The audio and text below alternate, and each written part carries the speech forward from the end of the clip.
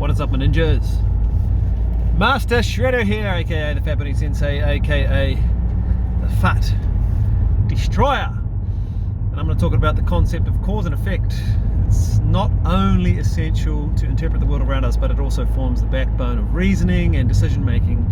So we're going to dive into the subject a little bit and understand how deeply it kind of permeates our lives, starting with the basic definition. So let's go. Cause and effect is a fundamental concept in logic, defined as the relationship between events where change in one event, the cause, okay, leads to change in another event, the effect.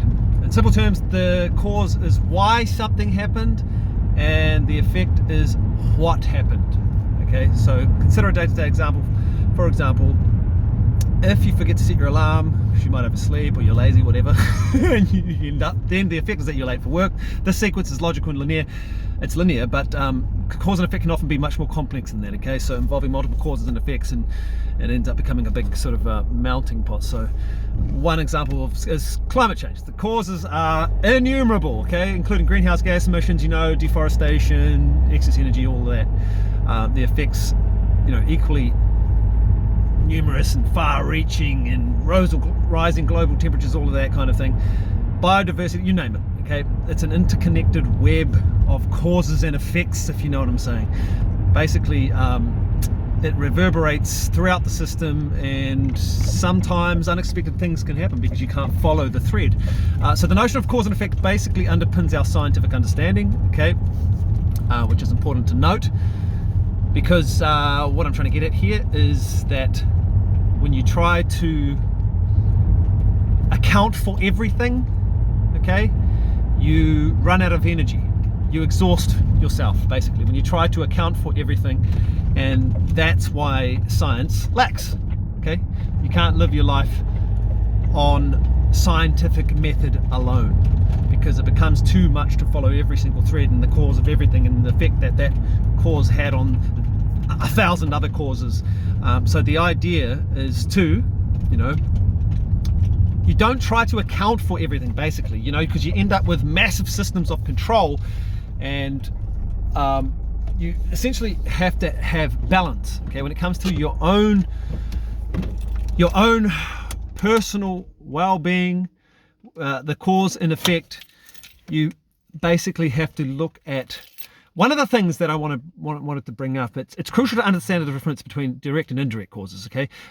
So back to the example of climate change, greenhouse gas emissions are a direct cause, while population growth is an indirect cause, because it leads to increased emissions, obviously, but does not directly harm the planet, if you know what I'm saying. You get what I mean? So recognizing and understanding cause and effect helps us to make better decisions, basically, whether it's health choices, like eating healthy, better well-being, financial planning, saving, whatever it is, financial security, social change, voting. It's going to influence your social direction. Our actions today produce outcomes that we're going to experience tomorrow, and they will echo throughout eternity, our actions. So another key factor is basically to think about what you're saying and what you're doing, because while you can't predict outcomes, you definitely know that every single word you say, you will be held accountable for at the end of it all, okay? Don't think that you can fool reality. You can fool people for a certain amount of time, but the truth will always come out in the wash, and it will always catch up with you, because what you're actually doing when you're cheating other people is ultimately cheating yourself, because you're missing out on the most important aspect of connecting with humans, which is vulnerability, transparency, love, connection. And these things only come through letting down your walls, being truthful, being honest, looking at yourself in the mirror. That's when you really get true connection with other human beings. Okay, so you can fool other people, fool me once, fool me twice. You can fool other people for a certain period of time, for a season of time. But ultimately what you're doing, if you are, you're really just fooling yourself, because ultimately we all want love. We all want connection with other human beings. We all want the opportunity to love other people. We need somewhere to put our attention, and that place needs to be a place where it's going to be reciprocated, where people will appreciate it, where people will see it. And sometimes it doesn't necessarily need to be seen. Obviously, you do things in secret, you make sacrifices in secret, you give money away in secret. You know, you go and basically do good deeds without people knowing. Okay, but the reason why you're doing them is that you know you cannot fool reality. Cause and effect will follow you all the days of your life. So the idea is to ensure that your causes, you do things for a good cause. You need a good cause in your life.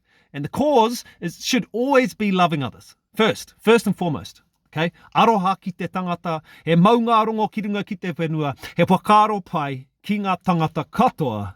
Ati e, Mauri ora.